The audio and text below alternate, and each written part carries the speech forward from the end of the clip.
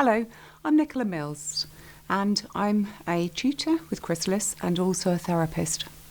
I'm going to talk to you today about Module 10. Well done on getting this far with your studies. It's no mean feat. You've put a lot of work in over the last 12 months to get here. So that is a genuine big well done. Today I'm going to talk to you about Component 6, hypnotherapy and counselling skills, and in particular Module 10. In Module 10 we're going to focus on building a practice, talking about supervision, CPD, continued professional development. Also going to have a look at burnout, something that you need to be very aware of and consider before you begin to think about practice. Going to look at developing your contract. If you haven't already got your contract drawn up, we're going to go into a bit more detail about that. Advertising and success in business. So to begin building a hypnotherapy practice, how do you start? You're there, you've got your qualification, you've got your certificate. What next? So important things to consider in the background before you even begin to think about many of the practicalities of starting your own business. So hypnotherapy is a voluntary, regulated profession, and it's accredited by the National Hypnotherapy Society, an accredited voluntary register under the scheme established by the Professional Standards Authority. Now I'm sticking to the wording that's on this slide very carefully because these are actually required statements and things that you need to consider in this particular way. So you need to know that it is regulated, but it's voluntary regulated, and it's your own professional responsibility to make sure that you are up to date with your insurance, that you're up to date with your qualifications, and that you're continuing to learn. Hypnotherapy as a profession isn't regulated specifically by law. Hypnotherapists are not healthcare practitioners. They're not allowed to use that title. So, hypnotherapy as a profession itself is not regulated by law. But we go on in this slide to talk about how actually there are common law things that apply, common law statutes that do apply. Something that's really important as well. Hypnotherapists are not qualified to prescribe medication, nor alter a prescribed treatment plan from a healthcare professional. So if we were uncertain about something our client told us, we would always refer them back to their GP. We would always send them back to their doctor. We would not make any kind of suggestion of diagnosis. We would not make any comment about their medication. All we would do would be to say, perhaps it would be a good idea to go back to your GP about that. The GP is the person, possibly, who has prescribed medications, or it might be a consultant. Your client will need their opinion and their supervision before they alter any medical treatment that they're having. Equally with that, we wouldn't prescribe any vitamins or supplements. Clients can do their own research and make their own decisions. Unless we're specifically qualified, we are not allowed to offer any suggestions of that kind. Hypnotherapists must comply with relevant statutes and law. For example, safeguarding regulations, health and safety laws, etc. So there where we talk about safeguarding regulations, we're talking about we may be required to alert other authorities if we think that somebody is at risk or in danger of harm. And your tutor can talk to you more about that. We have to consider health and safety laws. We have to think within that health and safety remit, that umbrella, Are our premises safe? Are they accessible? Are they as accessible as they can be? Are they safe? Is it safe for somebody to come onto our property if we work from home? Hypnotherapists must be aware of common law remedies relating to the duty of care. The duty of care for anybody that we are actually providing a treatment for. And this is partly covered with the Code of Ethics, where the Code of Ethics talks about do no harm and only do what is of benefit to our clients. So we've partly already got it covered, and it's also covered in common law duty of care. Informed consent. Informed consent is just as we talk about at Module 7, particularly in relation to regression. But it also applies to anything we do. We must always complete our treatment plans telling our clients what it is that we intend to do. Sharing those plans allows a client to give informed consent. They've agreed, they know what it is that we have planned, and they say, yes, that's okay. And you must have public liability in place too. You must have that protection for yourself and for your clients. Hypnotherapists should belong to a professional register and comply with their ethical code and code of best practice. And we have the National Hypnotherapy Society and the code of practice that they tell us to adhere to keeps us safe, it keeps our clients safe.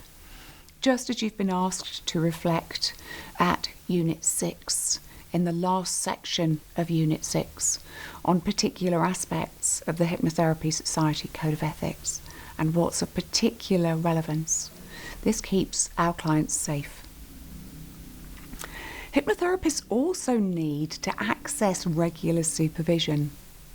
So you're going to need to think about finding a supervisor. You're going to need to find a supervisor who suits your needs. You're going to be paying for supervision, so it's worth interviewing a few. Have a chat on the telephone. Find out what it is that they'll offer, and does that suit your needs? Is that what you want? Do they give you what you want?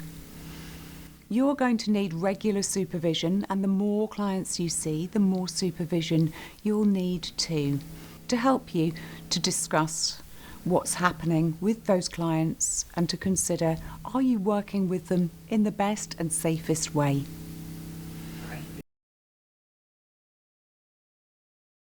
So when setting up your practice, all hypnotherapists must comply with relevant statutes and laws. And we're talking there about safeguarding regulations, and there could be a time where you're actually required to breach that confidentiality that you've agreed at the start with your client. Because the safeguarding regulations will actually be so important, somebody is at risk, somebody is going to come to harm unless you tell another agency.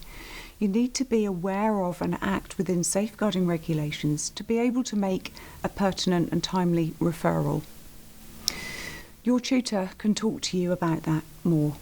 Health and safety laws as well, just little things, considering making sure that where you have set up for practice is safe for people to come to. Health and safety is a wide-ranging scope of laws, and you need an awareness of that. We also need to be aware of common law remedies relating to the duty of care.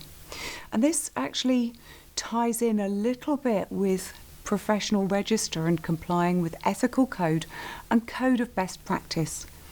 Because our duty of care to only do what will be of benefit and to do no harm is a very strong message throughout our code of ethics. And in addition to that, that duty of care follows through in common law too. The informed consent is talking about making sure that your client knows what you have planned for them and getting them to agree to that as and when you start. That's why treatment plans are so important.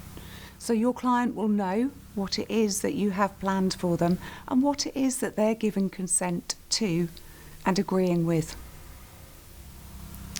As hypnotherapists, we also need to access regular supervision. You're going to need to find yourself a supervisor, somebody that you're happy to talk with, to talk over your cases, to discuss what's coming up for you as a result of those cases. It's worth talking to a few supervisors first before you actually decide who it is that you want to use as your supervisor. Make sure that the supervisor that you choose is the one that's going to match your needs. And again, you'll be discussing this more in your class to make sure that you find the right supervisor for you. Might mean talking to a few supervisors. Just like for a client, it might mean talking to a few therapists before they find the right person to work with for them.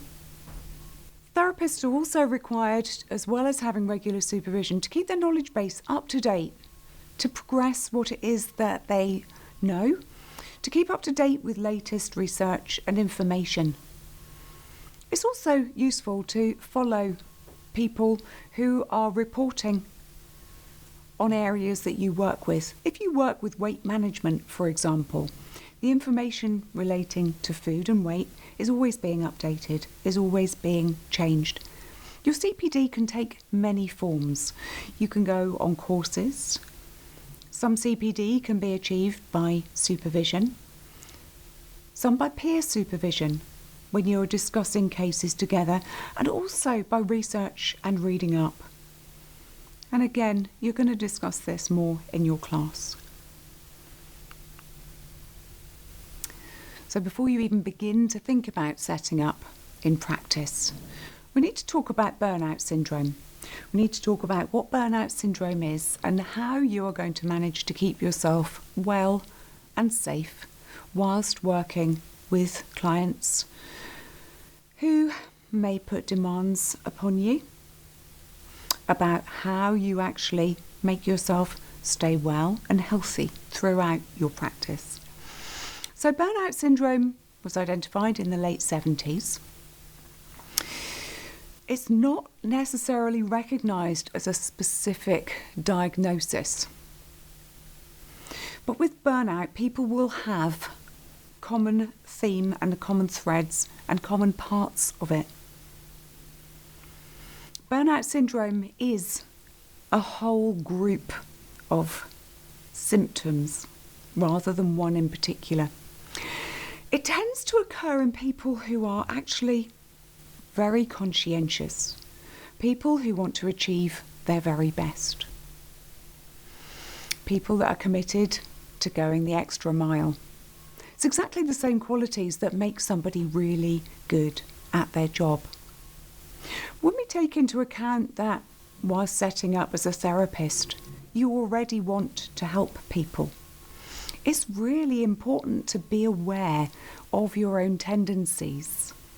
If you are somebody who will go that extra mile all the time, you're going to end up very, very tired. You're going to end up experiencing some of those things that we're going to talk about in a minute relating to burnout. But some people are more susceptible to this than others. Just as some people are more susceptible to stress, to anxiety, to certain actions, reactions. We're all unique. We're all individuals. It's not that somebody is stronger and that others are weaker. It is just that we are all different. So the 12 phases of burnout, these areas that I've mentioned. So we'll begin. We've got a compulsion to prove ourselves. Is this a reasonable level of proving ourselves and wanting to do well? Or is this a real need? Is this driven by low self-esteem, by low self-worth perhaps, where somebody is trying extra hard to show that they're worthy? And that's something to reflect on. As that compulsion to prove oneself, get stronger. We end up working harder, doing more, trying to do 125% of our very best. In doing that, we neglect our own core needs, the needs that we have, such as the need to breathe, the need to be still, the need to process, the need to spend time with friends and family. It could be other needs that we're neglecting too. It might be that we don't take the time to look after ourselves personally. Displacement of conflicts, ignoring things that would otherwise be needing to be attended to, finding excuses, finding reasons, justifications for not doing the thing that we are meant to be doing. Avoidance. We end up actually revising our values, our key core values, the things that we consider are really important to us, the values that would usually determine the direction that we head in. We can end up revising those values so that we actually pay attention to things that aren't so important to us or wouldn't normally be so important to us, and revising the direction we're going in quite completely. Denying emerging problems. No, I'm fine. Really, I'm fine. How many times have we heard that? Everything is going just as it should. That denial that actually we're starting to feel frayed at the edges, a little bit frazzled. We're starting to feel that things are too much.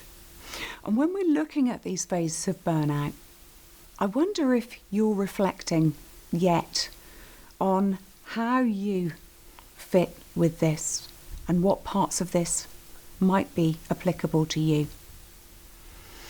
Withdrawal, cancelling social events,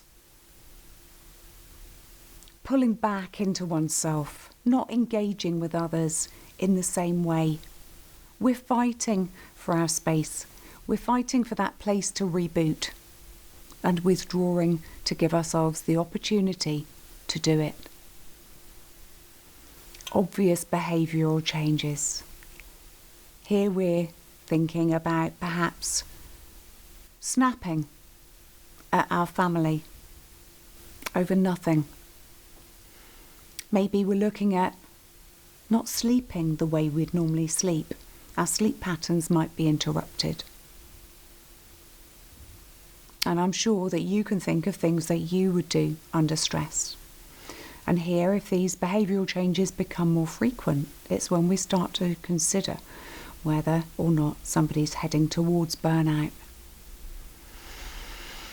We end up with a depersonalisation, where perhaps we start to treat our clients as a condition rather than as an individual.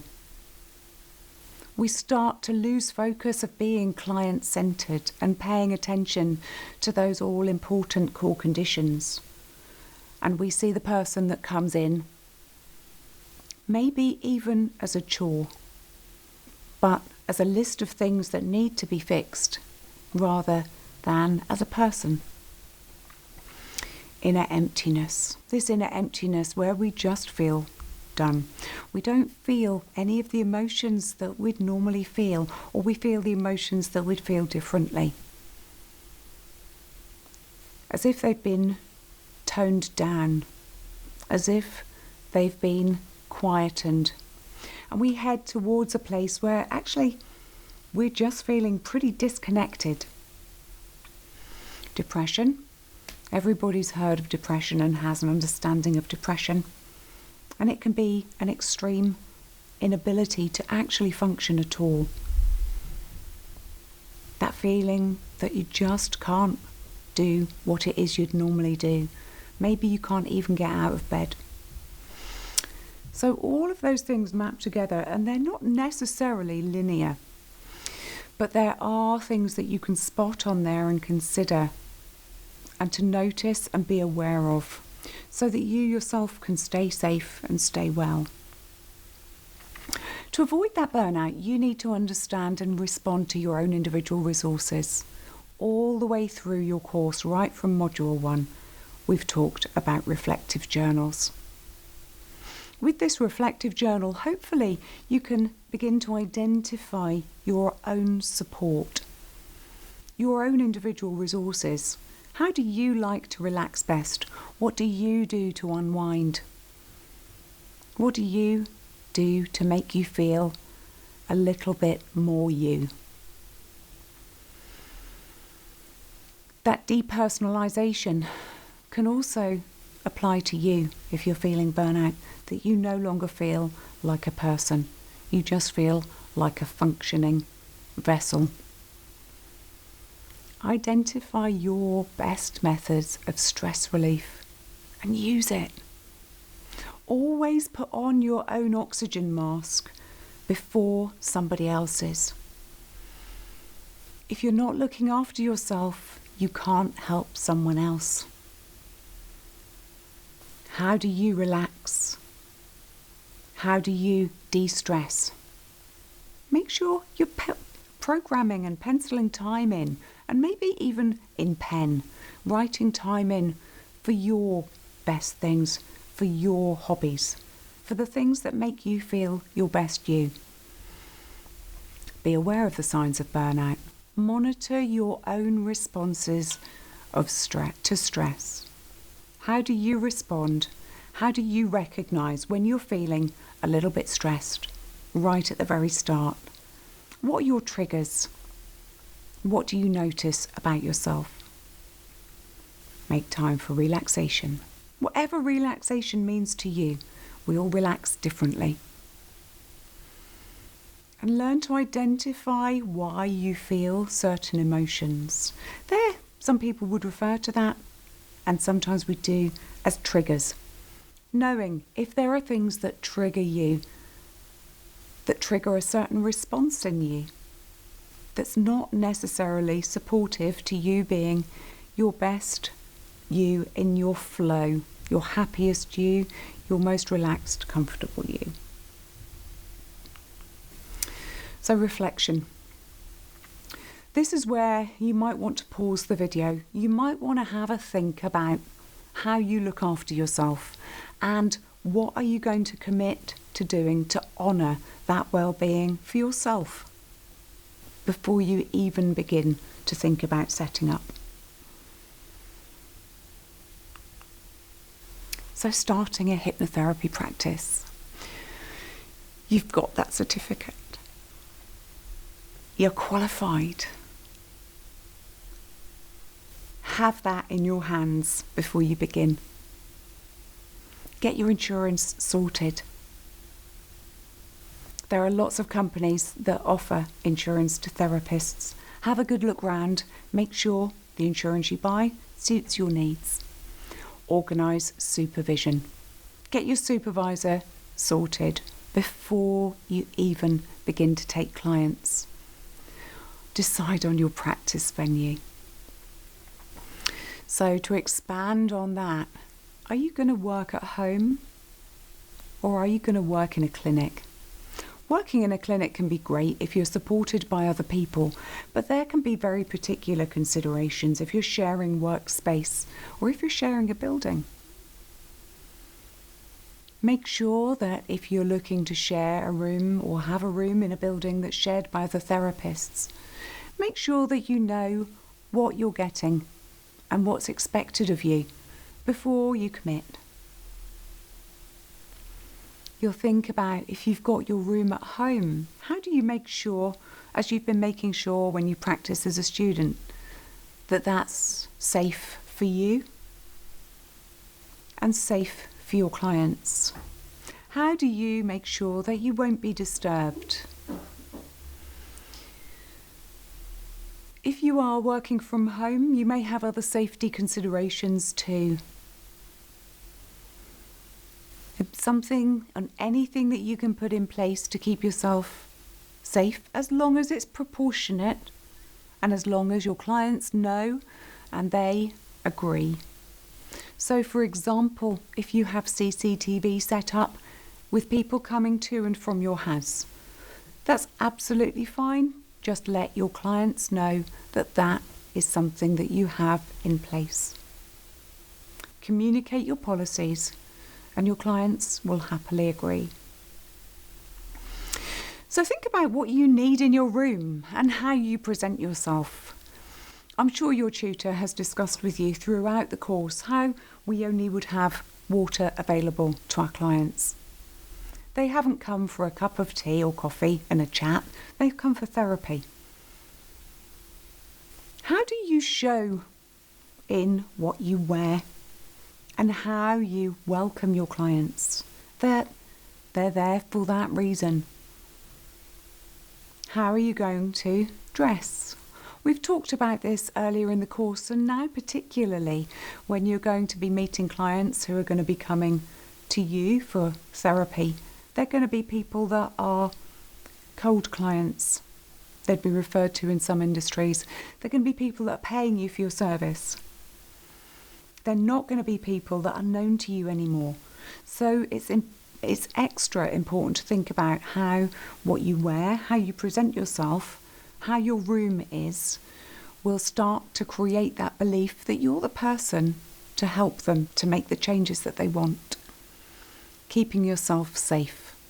There are lots of measures that you can take about that, and again, you'll be talking about that more in your class.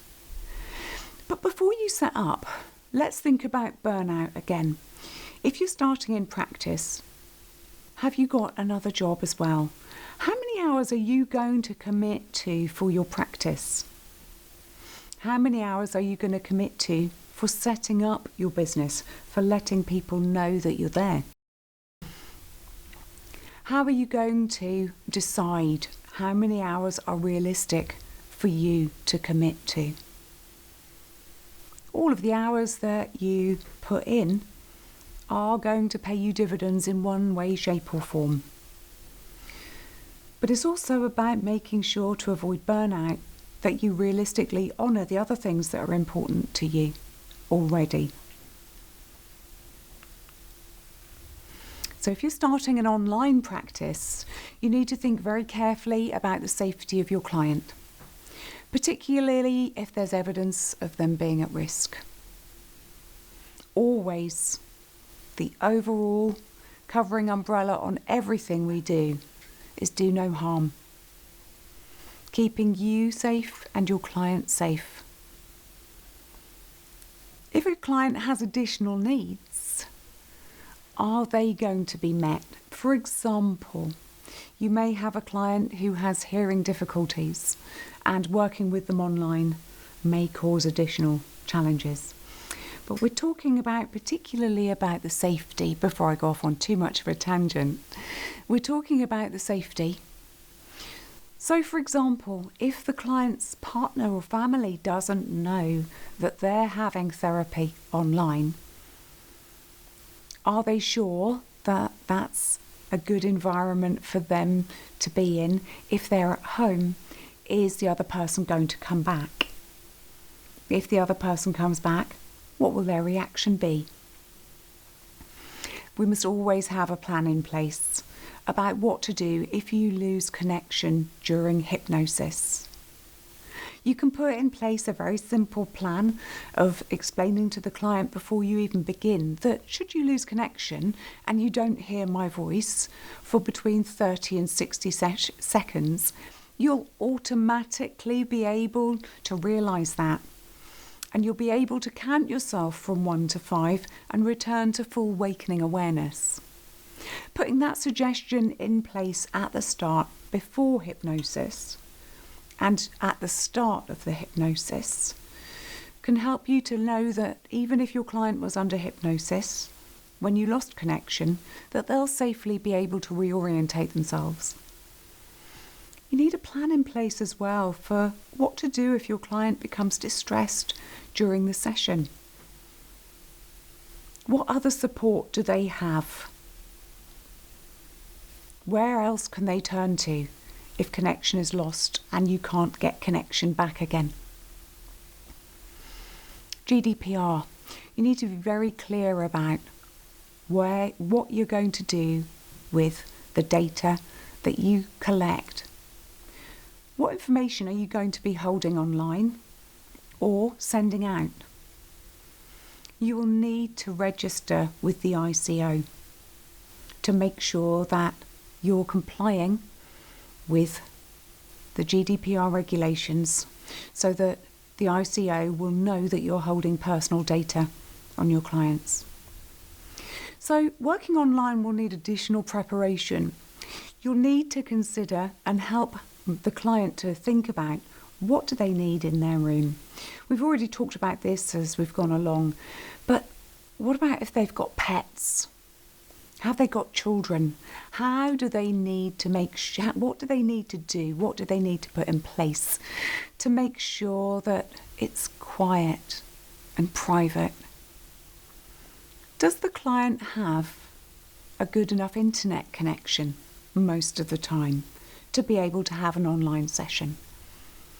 Do they have battery power enough? I find when I'm working online that the laptop gets drained very quickly. Teams, Zooms and other online programs use battery life very quickly. You might need to talk to your client before they come or before they attend the session, just to remind them to make sure that they've got the ability to plug their computer in and make sure it has enough battery. Can they download the right software?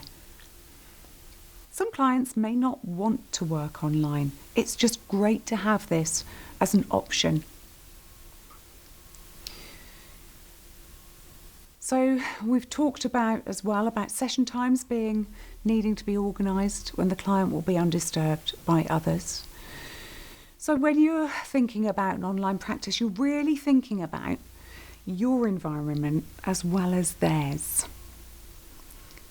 When a client comes to you in person, you can control your environment and the environment they come into. But when you're working with somebody online, you need to be aware that you might need to talk to them to make sure their environment is more controlled than it would normally be. Developing your contract and practice rules. Your contract needs to cover issues such as important client information and personal details. This is what you would be gathering on your initial consultation. You need to talk about confidentiality and when you would have to breach confidentiality. And again, this has probably already been discussed, but here we need to think about harm. We need to think about safeguarding. And we need to think about how we would actually explain to our clients that we would need to breach confidentiality under certain circumstances and make sure that they understood that, hadn't just signed the contract. On your contract too, you'll have things like the cost of the sessions, how they're going to pay, how do you want them to pay? This is for you to decide. What happens if they miss a session? It's really important to be clear on how much you are going to charge for a session. You don't want to be having a consultation with a client on the phone or a potential client and actually going through in your mind and justifying and considering why your fee is what it is. You don't want to be negotiating or bartering or haggling. This is your business. This is for you to decide and for you to set out your terms, which you carry on and do. What can they expect from you? What is your expectation of them? They can expect from you that you turn up ready for their session. That's partly how you build trust and how you build rapport. Your expectation of them is that they turn up on time too, that they take the therapy seriously, and that they're sober. You might add in there as well, if they're a smoker, that they don't smoke for a period of time before they come to your session. You might want to think about, and I strongly suggest that you do, what about when somebody cancels? How long do you give somebody for a cancellation period before you charge? What are your business practice rules? This is your business. Be very clear about this before you begin. This is part of your boundaries. This is part of what will keep you well. Think about, in that, are you going to offer a free initial consultation? If so, is that on the phone or is that face-to-face? There are considerations with both ways. And again, this is for discussion and for your personal choice. Your tutor will discuss with you the pros and cons. Are you going to offer concessions? Are you going to offer cheaper sessions if somebody can't afford the full price of a session? Will you offer concessions for students? Under what circumstances would you offer cheaper sessions? Do you want to offer any pro bono sessions? Under what circumstances? How many of those sessions will you offer per week compared to your paid sessions? These are all things for you to think about before you begin to practice. So, you can be the best therapist in the world, but if nobody knows that you're there, you're not going to get any business. So you need to think about how to let people know that you're there. Have a good website. Have a website which is attractive and clear. In a lot of industries, it's considered that a website is enough to be a landing page and an agreement that actually you really do exist and that it funnels and filters to other places. My suggestion, my recommendation would be a website actually tells people a lot more than that. A website helps the client to begin to engage with you and to be able to see whether or not they like what you do and who you are. A personalised, detailed website is very valuable. Social media advertising. If you advertise on social media, be very careful with that to make sure that you have a separate business profile. If you haven't already thought about this, be very careful about the way that you actually portray yourself on social media. Do you have posts of you and your friends getting, for want of a better word, a bit leery at the pub? That's going to reflect on the way that anybody searching you sees you. I'm going to add into this as well, it can be really useful to run little workshops. You could run a workshop maybe perhaps with what you've learnt so far on stress, on relaxation. You can hire a venue to do that. You can charge people a nominal fee. If people like what you're doing, they're going to potentially buy in and then buy into your bigger services too. So in effect, you're actually getting paid to advertise yourself. Referrals. Getting referrals from other therapists. Somebody who only works with certain things and you work with things they don't. Get to know other therapists. I have therapists that I'll refer clients to when I don't have capacity. And they will be therapists that I know and that I trust. So networking, meeting other therapists can be very valuable and very useful for you. And obviously from your clients, getting referrals from clients that have been happy with how you've helped them. It's really important. So looking at your advertising questions at the end of your Unit 6, you've already considered to make sure that you understand what the regulations are in relation to marketing and what you can claim and what you can say that you do. That self-study Unit 6 is really valuable for getting you to think about what those advertising standards, authority guidelines mean to you as a therapist. There are many ways to advertise that are allowed. Just make sure that you check it out before you do it. Because even being a great therapist, you can fall foul quite easily of putting the wrong message out. Marketing don'ts. Never claim to cure any mental, emotional or physical condition in your advertising. You could be liable for prosecution. Now, we can never guarantee a cure.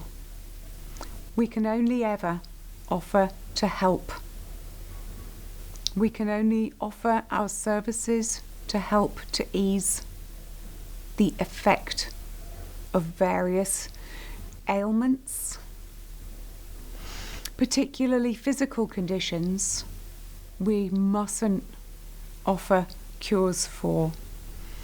And when you think back to your module on pain relief, we talked about what you can and can't say. It's exactly the same for the mental and the psychological issues. Do not claim that hypnotherapy can cure or treat, in fact, treat certain conditions, unless you can quote reliable, acceptable evidence.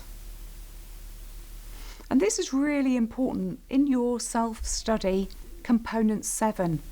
One of the questions there was about the challenges of finding empirical, reliable evidence. Unless you can find that, don't claim a certain result. Which leads on to don't claim a success rate. Don't claim a percentage success rate, even if your clients that you've treated, all of them, have told you that they have stopped smoking. That doesn't mean you have 100% success rate in treating clients for smoking. What it means is that's what they're telling you. What it means is that they're not smoking at the moment. We're hopeful, and it's great if they have stopped smoking and it was 100% successful for all of them. But the evidence there is not strong enough. And that wouldn't be independent. The independent evidence comes from other sources, other studies. Never offer a guarantee, not unless you actually intend to return the client's full payment. And even if a treatment plan that you've put together that the client has agreed with hasn't fully worked, there will still have been some benefits in so many cases. And unless you intend to actually give that full payment back, you must never offer a guarantee. So you can only offer that, you can only advertise that you have membership of the right grade of the professional body that you are a member of. You'll have a certificate to confirm that you have your level 3 in hypnotherapy and counselling skills at the end of your qualification. You can say that. You can say that you're a member of the Hypnotherapy Society. If you join the National Hypnotherapy Society and continue your studies, and you can say that you're a member of them. And don't acquire a doctorate. It's not difficult to go online and get a PhD from a foreign university or on the internet. But that's not what you are. And it's not true. It's very important with anything that you advertise and anything that you say to make it factual. And finally, when you're marketing yourself, when you're going to talk to people about what you do, make sure you're confident. Make sure you know and you believe in your own skills. You've all had the opportunity during this year to have your peers work with you through the studies of skills practice to build your confidence, to make sure that when you talk to people about what you do, you have a positive attitude. And this refers again to that social media presence. Are you reflecting that positive attitude in everything you do? How can you? What can you do to move to the next step so that you're positive in all things? You use opportunities well. You'll get many opportunities coming your way. Use them, act on them. Utilize connections that you have. And really key with avoiding burnout as well, that you have a realistic timescale, that you're realistic for how long it will take you to build the level of practice that you want. That way you won't put undue pressure on yourself and you won't get burnout. Decide what you want to do and when you want to achieve it. So all that remains is for me to wish you the very best of luck, either with your future studies or with setting up a practice. Well done on completing your first year with Chrysalis. And thank you for listening to all I had to say today.